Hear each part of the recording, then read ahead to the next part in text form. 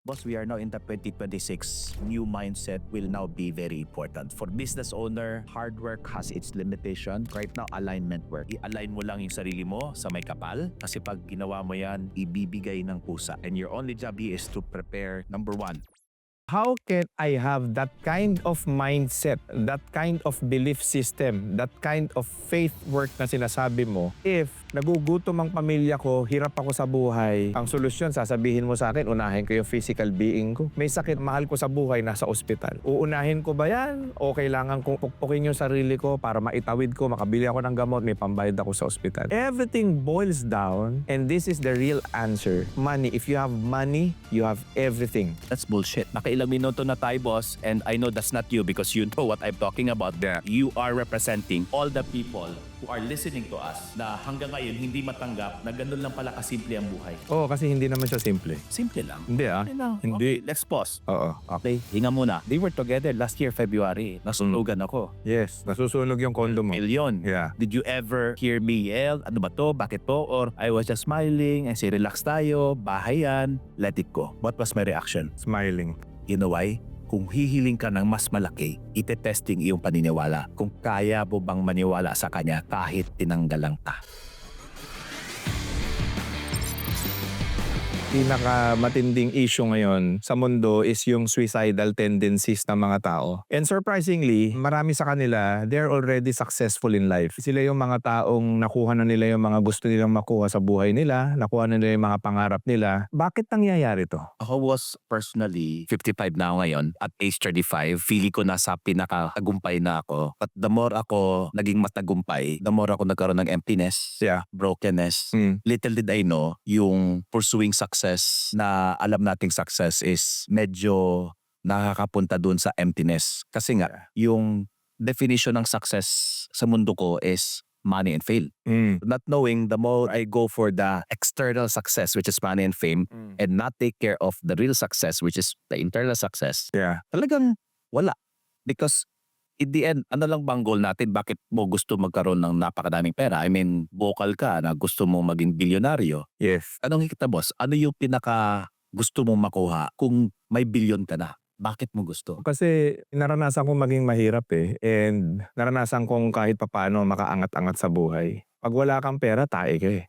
Wala kang kwenta sa mga tao eh. Yun talaga yung paniwala ko na ang pera, sa sobrang importante niya, mawawalan ka ng halaga kapag ka hindi ka successful eh. Okay. May framework ako dyan eh. Kasi bilang coach, mahirap kasi mag-coach ng tao kung wala kang framework. Ano yung framework? Ano yung pwede mong gamitin na mga idea na magkasunod-sunod para naintindihan mo yung journey mo towards the financial success is not what you want. No? Una mong sinabi sa akin, you want to be successful. You want to earn a lot of money because you want to ialis mo yung sarili mo sa pain ng buhay. Yes, para magkaroon ako ng halaga sa mundo. Pag wala kang pera kasi, di ba, nandyan yung mga kamag-anak mo na judger, wala kang nararating sa buhay, sama mo pa, no? Yung value mo sa lipunan. Kumbaga, atchoy-atchoy ka. Ikaw yung utusan, ikaw yung slave, ikaw yung may pinakamaliit na kinikita. So talagang ang connection sa akin ng money, it's all about success eh. Money is success. At yung definition mo narinig ko is para ialis ako sa pain. So which means kung yun ang pinaka-una mong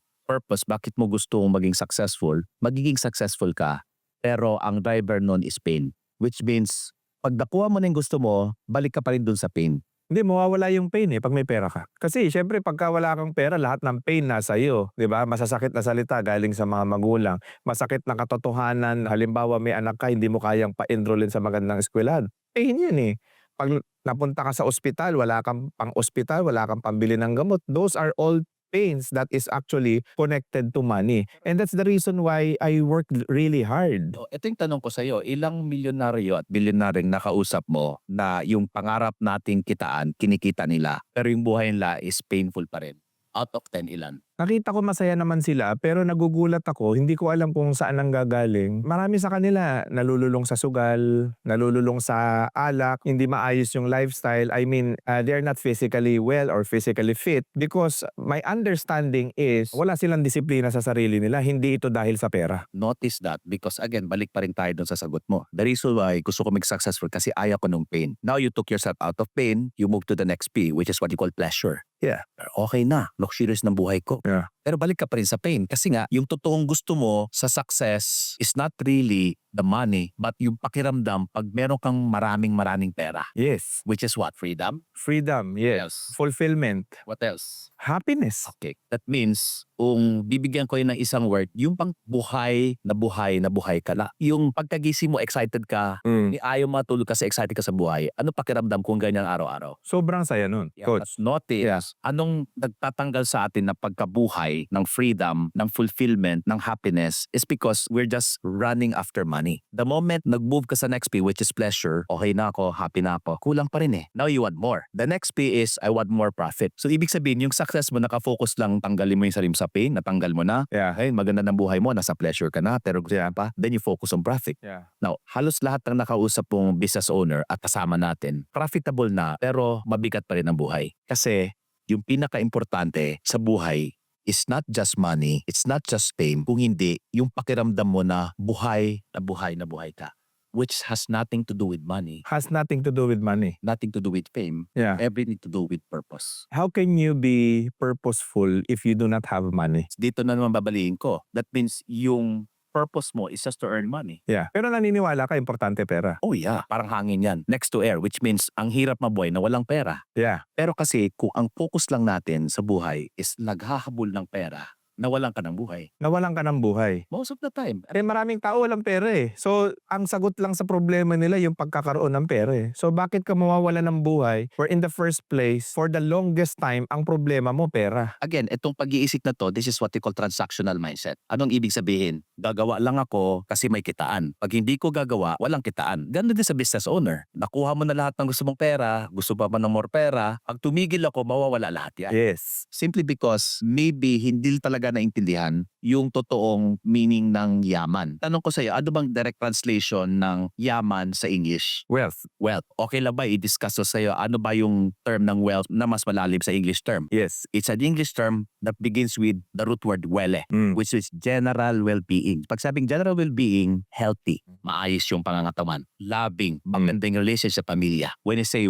money, part of that is money. And then when all of these strings, kaso mo, then that is your way of honoring your creator, honoring God. Yeah. So the purpose of life right now, it's not just money, but yung purpose ng buhay natin ngayon is to honor our creator. And the best way honor creator is to really understand that health is wealth, because sa kakathabol natin sa pera, kasi ayaw natin maging pain yung buhay na naman, Yeah. focus pa rin tayo sa pera. Then we lose out of our health, we lose out our family. Sabi ko nga boss kung pera lang ang meron ka, gaano ka kayaman? Mayaman kasi madami kang pera eh. Pero may sakit ka. Yung pamilya mo, hindi ramdam yung pagmamahal mo. Hindi ka rin naramdaman because ang love language mo is money. Then you end up lonely. Pero balik rin natin. How can you be happy if you do not have money? A while ago, you were saying that number one, spiritual, tapos relationship. How can you actually fix those things or arrange those things in your life if you have 1 million, 2 million na utang na hindi mo mabayaran? If you have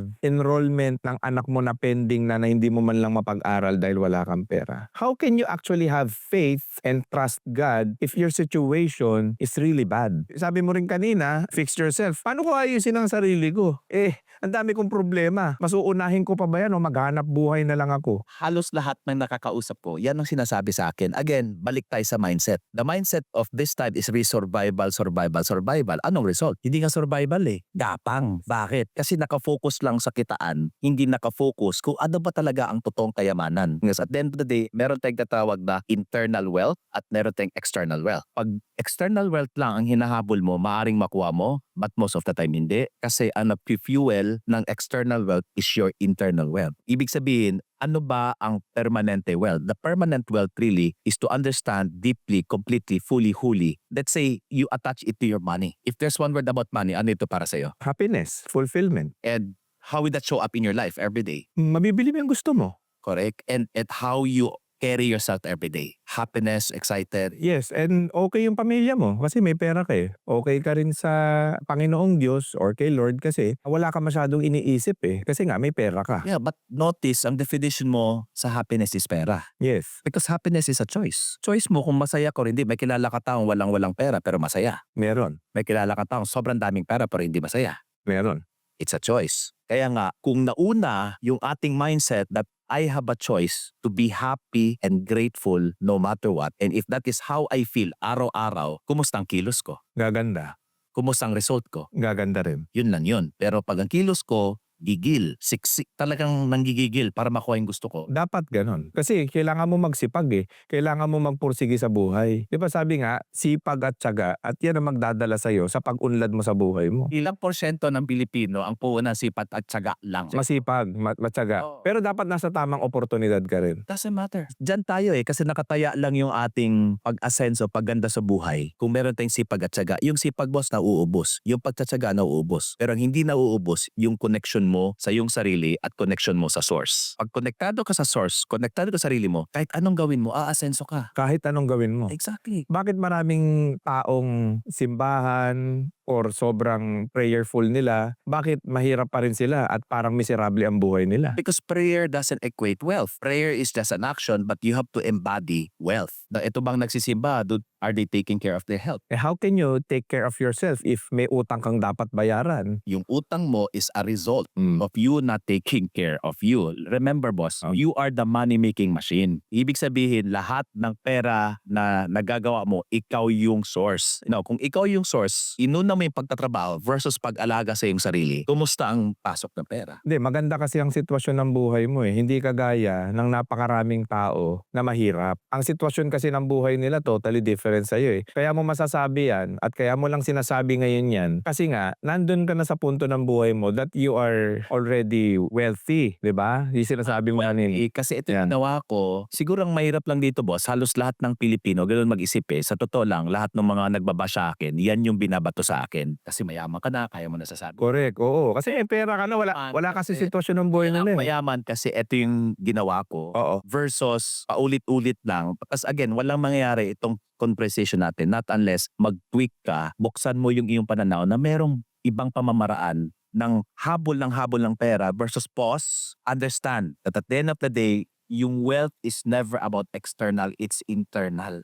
How can you actually comprehend that if wala kang panggastos kinabukasan? Ni yung pangkain mo, pinoproblema mo pa ngayon. How can you actually, yung sinasabi mo na unahin yung... Hindi ko masasagot yan Yeah. because at the end of the day, yung mindset mo, naibato mo na ito lang yung pamamaraan. Hard work, unahin mo to, Yeah. ito. Survival thinking.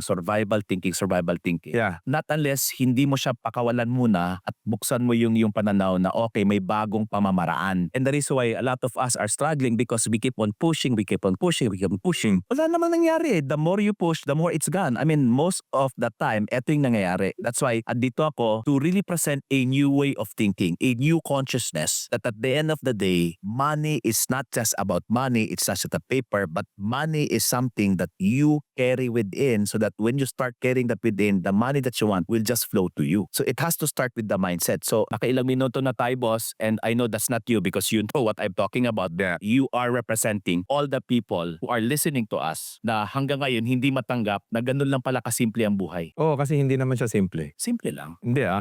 Hindi. Okay, let's pause. Oo. Okay, hinga muna. What if puno-puno ka ng utang ngayon? Mamayang gabi matutulog ka ng alas 10. Pagkagising mo bukas, anong pakiramdam? May utang pa rin. Okay, pero ano pakiramdam dahil maagang tulog mo? Hindi ka makakatulog ng alas 10 eh. So nakatutok ka pa rin dun sa utang. So which means yung mindset na ganyan, nakatutok ka sa problema, walang solusyon yan. Di ba ang problema sinusolusyonan, tinatrabaho, ginagalawan. So how can you actually sleep early, doing your prayer and whatever, kailangan mo nga magtrabaho dahil may pending ka nga na mabayaran.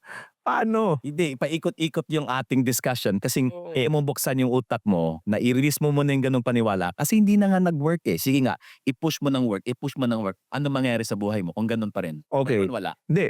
Ito coach No, ganun lang muna. You keep on pushing. Sige, I'll do the same thing again and again and again. Ano mangyayari sa financial life ng bawat Pilipino? Kumusta ang result? Magkakaresulta kasi masipag eh. O, tapos, pagkatapos na ko ng result, anong next? Aasenso. Talaga? Magkakapera. O, tapos, Mababay- may pera. Mababayaran mga utang, magkakaroon pa ng savings. Perfect. And then, dahil sa puro trabaho lang natupag, walang health, walang family, walang spirituality, kumusta ang quality of life? Magiging okay ang pamilya kasi may pera ka na. Okay. Oo. Okay. Magiging okay ka rin sa simbahan kasi may pangbigay ka na. May pera ka na kasi. Capable ka na eh. Gaano nga ka-okay? At a scale of 1 to 10, buhay na buhay, fulfilled, really out there, feeling good, grateful all the time, focusing only on money.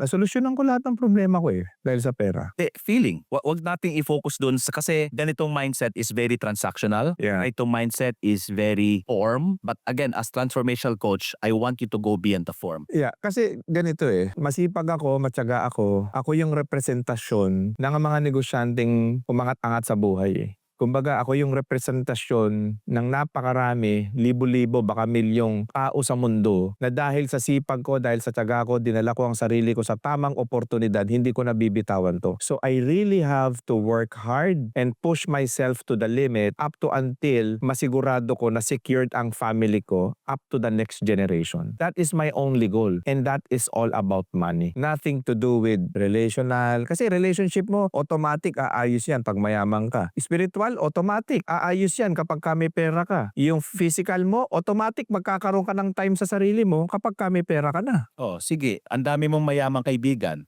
Kumusta ang health nila? Not everybody, pero most of them. Ilang percent? Most of Because of them. that thinking. Again, hindi tayo uusad ng solusyon kung yung pag-iisip ganun pa rin. Ilang kaibigan mo na talagang nakuha lahat ng pangarap, lahat ng pera, relationship maayos. Marami sa kanila hindi. Kumusta ang spirituality? Mas lumapit ba sa Panginoon o mas lalong malayo dahil may iba na silang Diyos? Na-busy sa negosyo, so somehow nasa plano pa rin. Exactly. Until when silang ganun mamumuhay? So you were saying, ang download ko dito, that the formula is totally baliktad. That the formula is, if you fix your spiritual, if you fix your physical, if you fix your relationship, if you fix your mental being, ang pera kasunod. Absolutely. Bakit? Ang formula ng maraming tao, Money is just a result of me taking care of the temple of the Holy Spirit. Physical. Health is, well, money is as a result of me fixing my relationship at home. But money is also a result of my growth, my experience so that I can contribute more because pag nag-contribute ako, kusang babalik sa akin yan. Balik tayo, boss. I started my career to the lowest rank, janitor/promodizer. Yung formula na sinasabi mo is do, have, be. Kailangan gawin ko to para magkaroon ako ng pera, para maging happy and successful ako. Ang pinaka-goal lang naman natin is to be happy and successful. Tama ba? yes. So ang formula na alam ko na naturo sa akin na hanggang ngayon, sobra kong na-enjoy. You know my net worth, you know how many company I'm taking care of. But here's the thing, tanggalin lahat anong meron ako ngayon. Back to zero. Hindi ako matatakot, mas excited pa ako kasi yung aking paniniwala na ang supply ng aking wealth is hindi galing sa hard work ko, hindi galing sa strategic work ko, kung hindi galing sa faith work ko. And that is a promise. Yan. If I hold on to that, nakukuha ko yung gusto ko effortless. Kung nakita mong buhay ko, boss, ilang years na tayong magkasama, magkaibigan, sa dami ng nagawa kong success, at a scale of 1 to 10, gaano ka hardworking si Coach Russ? Hindi ka hardworking. Joy work. Every time we see each other, may bayad or wala, Full out. full out. Yes. Bakit? Kasi yung formula nagsisimula sa I will choose to be happy and grateful no matter what. Because what? That's what I carry every day. So that pag nasa work na ako, kahit waiter lang ako, kahit janitor ako, happy and grateful ako, then maraming chance na makikita ako ng ibang tao na number 1, pwede ako ma-promote. Which happened to me. Number 2, pwede rin ako i-pirate. Kasi ang ganda In the end, ano mas importante? Yung ugali or yung skills? Ugali. Exactly. So if I show up with this, happy, excited, kahit hindi ako masyadong marunong, matrain mo ako, Yeah. pwede akong i-promote, pwede ako i-pirate, but kung saan nanggaling lahat nung anong meron ako ngayon, boss, kasi alam mo naman, ayoko maging business mindset. Pero bakit ako nagkaronegosyo? Because naintindihan ko, lahat ng pagdadaanan ko is all about me becoming a partner by preparing myself na lahat nung sinasabi yung hirap, i-enjoy ko kasi alam ko parte yan ng bigger plan para sa akin. Because yung trabaho ko lang ngayon is maintindihan ko, unang-una, maniniwala ako sa yaman ng ating Ama. Gaano kayaman ng Ama natin? Pinakamayaman, siya may-ari ng universe. Limitless. Yes. Siya ba'y kuripot? Or like anak mo si Hope, kailangan niya pa bang maghirap, mag-strategize? Hindi na. Hindi na, ibibigay mo kusa. Pero bakit hindi natin natatanggap? Panalangin tayo ng panalangin, bakit hindi nangyari? Kasi ang trabaho natin is i-prepare, ihanda yung vessel. Pag handa yung vessel, yung blessing papasok ng kusa. The light of the Creator. But when you say vessel, number 1, most important part is kailangan natin linisin yung vessel. Yan yung pinakaunang word. Is hindi ka pwedeng may pitbit na sama ng loob, may pagsisisi. Sabi nga, di ba? Last 7 words, forgive them for they do not know what they're doing. So, the reason why people are keep on pushing because ang dami nilang bagahe. Yes. Ang dami ng bitbit. Now, pag naitanggal mo yan, yung vessel mo, when you take out and clear your heart, clear your vessel, now, you need to, number 2, nurture the vessel. Alagaan mo, which is take care of the body. Because again, sabi nga, pag meron kang 1,000 problema, 1,000 problema meron ka. Pero kung meron kang health problem, isa lang. Therefore, nurture it. Health is wealth. We always think about it, but we never focus on our health. But don't just clean, don't just nurture. Make sure you connect yung vessel. And eto na yung pinakamaganda. Pag konektado ka sa source, 24/7 yung blessing. Yeah. Boss, look at that water. Yung tubig ba niyan, pag nag-uwi ako ng isang baso, aangal lang dagat? Hindi. Hindi. Isang drum. Hindi. Kasi ganun ang tingin natin sa Diyos eh. Pabaso-baso, pa-drum-drum, available yan. Walang aangal. So para sa akin, yung connect the vessel is pag malinis ang aking vessel, inalagaan ko yung vessel ko, imagine lang boss, pera yan. Pag konektado ka sa source, meron kang pipe, Yeah. tubo, Yeah. hose. Kailangan mo ng effort na magkaroon ng maraming pera or blessing or kusang dadalo yan. Kusang dadalo. Kasi konektado ka. Yeah. Maganda yung sinasabi mo, coach. Kaso nga lang, hindi siya numbers, hindi siya figure, hindi siya fact-based, wala siya sa financial statement, wala siya sa any of the data on how you can actually successful monetarily. Ang problema ko nga pera eh. So what's the assurance that if kung unahin ko yung sinasabi mo, unahin ko yung mga bagay na unahin ko pa yung physical ko kaysa trabahuhin ko. Isipin mo, example, mag-physical activity ako ng 1 oras, 2 oras. Di, sayang na yung kinita ko doon. That's bullshit. How many hours do you have in the day? 24 hours. Okay. Ilan hours ang tulog mo? 8 oras. Okay. Talaga? Minsan, madalas hindi. 4. Oo. Natira 20 hours. What do you do with 20 hours? Gigising ka, maghahanap buhay ka. Bubukas ka ng tindahan mo, trabaho ka, hanap 20 buhay hours ka. working. Ilang tao ang nagtatrabaho ng 16 hours na umaasenso sa buhay? Again, boss, and all of you who's watching, ang hirap nito ipas because yung wiring up natin, yung previous way of thinking is, I have to work hard for money. It is. As if you're telling me, yung source natin, matakaw. Kailangan mo paghirapan. Can I go biblical around this? Seek ye first. Ano to para sa'yo? Unahin mo ang Diyos. Correct. And paano mo siya unahin? Hindi mag-pray. Okay, more than prayer. What else? Because some people are just praying. Gumawa ng maayos. Can I? Maglingkod sa Diyos. Okay. More than that. That's it. Alright.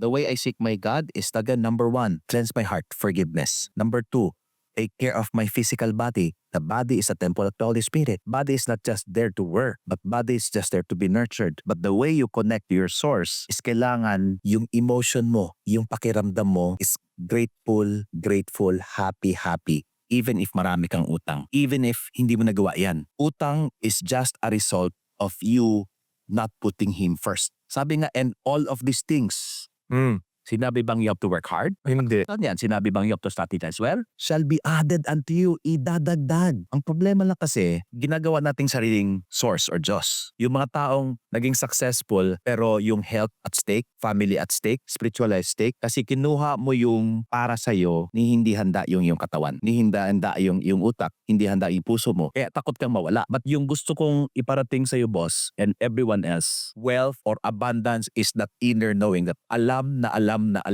mo, mawalang ka man lahat, ganyan kadami ang blessing. Huwag kang matakot. Is it a coincidence that is written in our Holy Scripture, do not be afraid 365 times? Is it a coincidence? It's by design that our Creator is telling us, do not be afraid. By design. Exactly. But notice, yung mindset na ganyan, galing sa takot. Wala kang pera, takot ka. May pera ka, mas natakot ka. Ano yun? So what I'm trying to do here is move your thinking from fear, takot, doubt, pagdududa, worry, pangamba. So siguro na-master mo na yan, wala namang nangyari. Kung may nangyari man, nawala. But i-move mo sa faith. Faith are the things we hope for certain things we see. Which means, gusto ko to, kahit hindi nangyayari, aakto ako, kikilos ako, magsalita ako as if nangyayari na.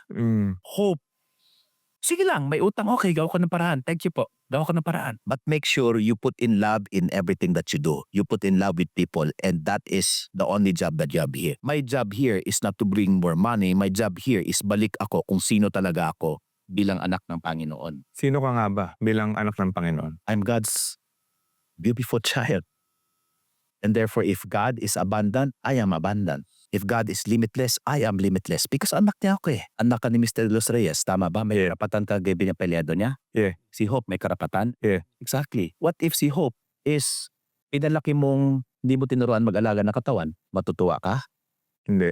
Hindi mo tinuruan ang kahalaga ng pamilya. Tapos ang nakita nilang sa'yo is puro transaction, transaction, transaction. Again, this way of thinking na ipasa yan from the old mindset. Boss, we are now in the 2026. New mindset will now be very important. For business owner, hard work has its limitation. Right now, alignment work. I-align mo lang yung sarili mo sa may kapal kasi pag ginawa mo yan, ibibigay ng pusa. And your only job here is to prepare your vessel. Number 1, again, balik ako, cleanse your vessel. Number 2, nurture the vessel. Take care of your physical body. Number 3, connect to the source. Most important part, if you want more of that, you have a pipe, expand. So which means yung trabaho mo lang, hindi lang nakatutok sa trabaho. Kung hindi, grow yourself to the maximum capacity because the law of compensation, have you heard about it? Hindi. Yun daw kikitain nating pera is direct proportion sa value na binibigay mo. So kung ang value ko lang is 8 to 9 at puro hard work, magkano pwede mong ibayad sa akin? Well, value ko lang, videographer ako. Yun lang ang alam ko. Yun lang pwede kong gawin. Yeah. Tapos hardworking ako araw-araw. Magkano lang pwede mo ibayad sa akin? Malit lang. Exactly. What if videographer ako, pero natuto ako mag-edit, natuto ako gumawa ng script, natuto ako mag-direct, natuto ako mag-produce. Kumusta ang kitaan? Mas lalaki. Exactly. So which means kung nakafocus ako sa sarili ko, kung pera ang problema ko, susunod na lang ang solusyon ng pera. That's why it's called income. So that my outcome will just follow. Problema natin, puro tayo outcome. Nakalimutan natin ang income. Alright, pero again, kagaya ng sinasabi ko sa'yo, the formula is really, ito yung nangyayari sa buhay eh. Ito yung katotohanan, ito yung realidad ng buhay. Kapag ka wala kang pera, wala ka talagang bilang eh. So, meaning to say, ang urgent problem ko ngayon is money. So, how can I have that kind of mindset, that kind of belief system, that kind of faith work na sinasabi mo, if nagugutom ang pamilya ko, hirap ako sa buhay, kailangan ko magpursige, kailangan ko magsumikap. Hindi lang yon, nalulugi ang negosyo ko. Ang solusyon, sasabihin mo sa akin, unahin ko yung physical being ko. Kailangan ko magtrabaho, kailangan ko maghanap buhay. May sakit, mahal ko sa buhay, nasa ospital. Uunahin ko ba yan? O kailangan kong ipukpukin yung sarili ko para maitawid ko, makabili ako ng gamot, may pambayad ako sa ospital. I mean, everything boils down, and this is the real answer, into what? Money. If you have money, you have everything. That's bullshit. So i-equate mo yung halaga mo sa pera versus i-equate ko halaga ko, anak ako ng Panginoon, mayaman ng Panginoon ko, and therefore, I have to think, I have to feel, I have to act rich. So yung kahirapan na nangyayari sa negosyo or sa trabaho, consequence yan kasi hindi mo nga inuna yung sarili mo. So meaning to say, meron akong mga kailangan, may mga urgent ngayon. So dapat unahin ko ang Diyos, unahin ko ang sarili ko, unahin ko yung mga mahal ko sa buhay, at kusang darating sa akin lahat ng mga material na bagay na gusto ko sa buhay. Yes, and it's a process. It's not immediate. Wherein, pinakamalaking lesson na alam ko tinuturo sa akin ng Panginoon kung palpak ako sa buhay is to be responsible to myself. Because I'm responsible to myself, I'm responsible to Him, and I'm responsible to the work that I do. Again, this kind of mindset is really what we call survival mindset. I'll just do it because it's pain. Versus, ano bang purpose ng buhay? Isa lang purpose ng buhay, boss. To be like my Creator. And my Creator is what I call certainty because sabi nga sa Holy Scripture, He is the same yesterday, today, and forever. Which means, ang kasiguraduhan ko sa buhay is yung connection ko sa Kanya. And when I get into that, all of these things shall be added unto you. And if you now put in your faith work as your ultimate number one priority, He will take care of you. Tanong ko sa'yo, pinabayaan ka ba niya? Never. Exactly. Pero bakit ka humirap sa tingin mo at that time when you were still struggling? Because I saw your video, as in, ang daming luha, ang daming ganun. Isa na ang conclusion ko, pwede ako maging direkta? Yeah. Naging irresponsible ka eh. So, yung nabaon ka sa utang, nalugi ang negosyo mo, irresponsible yun eh. Yeah. Which means, hindi ako bibigyan ng blessing ng aking may kapal not unless natutunan ko yung lesson ng buhay. Nagmamadali ka eh, mabilis eh, kinuha mo yung para sa'yo, pero hindi ka handa, biglang nawala. Hindi lang nawala, nag-negative pa. Kasi first things first. Again, ang hirap ito isipin because again, survival mode lagi ang tinatanim sa atin versus purpose mode. Ako, lagi ko itong sinasabi sa team ko, when the mission is clear, when the purpose is clear, when the mission is clear, the commission will just appear. The commission will just appear. Yeah. I mean, we've been friends for almost 4 years. Yes. Did you ever see me sell my program, force people to do this? How many transaction na naalala mo akong humingi sa iba't ibang tao or humingi sa'yo? Never. Zero. Yeah. Ano tingin mo sa blessings ko? Ang dami. Ask me why. Yes. He's gonna take care of me. Mm. My only job is to believe He's gonna take care of me. Yeah. So, this mindset that you're presenting to me is not about faith but it's about fear-based. Pag fear-based ka, ang kilos mo survival. Kahit meron ka pa, i-guard ba yan? Baka mawala. Yeah. Kita mo halos lahat ng mga business owner, kahit ang yaman-yaman na, pero mahirap pa rin yung buhay. Bakit? Kasi kailangan kong gwardyahan to. Ako hindi. Sige. One incident. They were together last year, February. Nasunugan ako. Yes. Nasusunog yung condo mo. Million. Did you ever hear me yell? Ano ba to? Bakit to? Or I was just smiling and say, relax tayo, bahay yan, let it go. What was my reaction? Smiling. You know why? Kung hihiling ka ng mas malaki, ite-testing iyong paniniwala. Kung kaya mo bang maniwala sa kanya kahit tinanggalang ta. Yeah. So yung thinking na kanina nating pang pinaglalabanan is wala kang paniwala, wala kang believe sa may kapal na kaya niyang ibigay kaya kailangan mo paghirapan. Ako, I don't believe in hard work. I always believe in joy work. There are times, boss, may mga biyahe tayo na hindi ko gusto kasi ang layo. Pero nakita mo ba ko umangal or nakita mo grateful, thank you, God bless? Nakangiti lang lagi. You wanna know why? Yes. Lahat ng perceived na problem, struggle, pain, naintindihan ko part ng program and therefore mas excited ako kasi alam po ginahanda ako. What if ganun ang mindset natin? Yayaman tayo. Now I understand. Really. Ngayon ko naintindihan yung lahat ng sinasabi mo because what I am presenting to you a while ago is my old belief. Stress, pressure, anxiety, and everything. And these are the day-to-day dealings or experiences of all startup business owners. And I represent them. Kasi ngayon yung pinagdadaanan nila currently. But honest to goodness, when I started to believe in you, when I started attending your programs, when I started being vulnerable in everything that you said to me, everything changed. Masaya yung pamilya, andyan yung anak, at hindi ka na kailangan mag-worry sa pera. Because money is available, it's just there. And na-realize ko that it works. So I'm very fortunate to have met and known a very powerful being like you, Coach. And you have transformed not just thousands, millions of lives. And that's the reason why I wanted to share this to my followers. That my old beliefs, probably that's their belief, yun ang context nila sa buhay. And me, as a representation ng nakinig, sumunod, at nagparaya. And right now, I'm living that dream life na meron ako ngayon. At salamat dahil binigyan mo ng pagkakataon yung ganitong klaseng way of thinking. Kumbaga, that is why ang daming taong naghihirap ngayon kasi may iPhone na tayo, di ba? Yeah.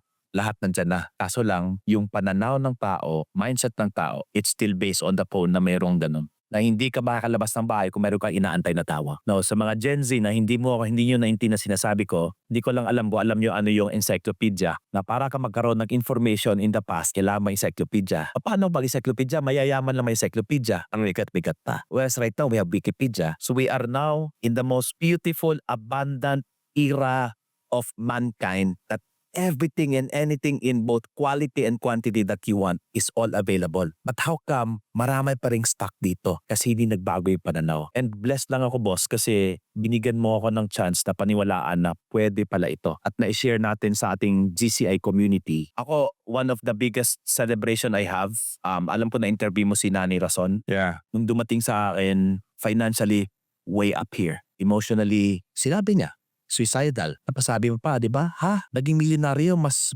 lumubog. And when we start talking about this and we started surrendering to number one, that your value is never about money, but your value is about who you are as beautiful creation of God. And therefore, go back to that. 100% surrender. At sabi niya, Coach, okay, surrender na ako. Ano yung trabaho ko? You need to work hard in making sure that you do your self-care. Because when you care for yourself, the Creator will be very happy because you're taking care of the divinity in you. But make sure you do not stop growing yourself. You do not stop experiencing life differently. But the most important part is you do not stop being out there to be the message of God's abundance, which is contribution.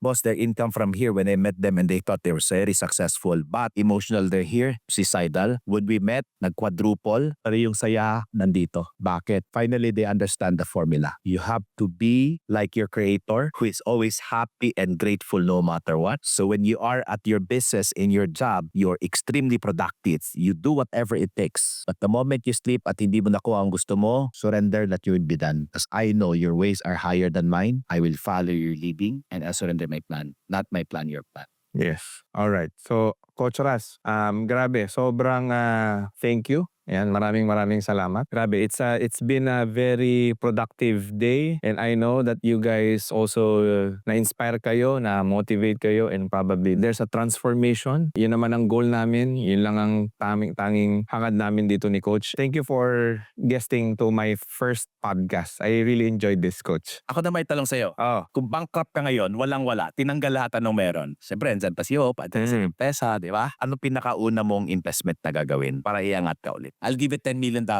unang-una, number 1, go back to your source. Yan ang natutunan ko sa'yo. Stay calm, stay grounded, just close your eyes. Just let the Lord God, provide opportunities for you. Just surrender. Second thing, I will connect myself to all of the people that I have impacted. That's it. Right after that, I know 1 month, 2 months, 3 months, balik na ako.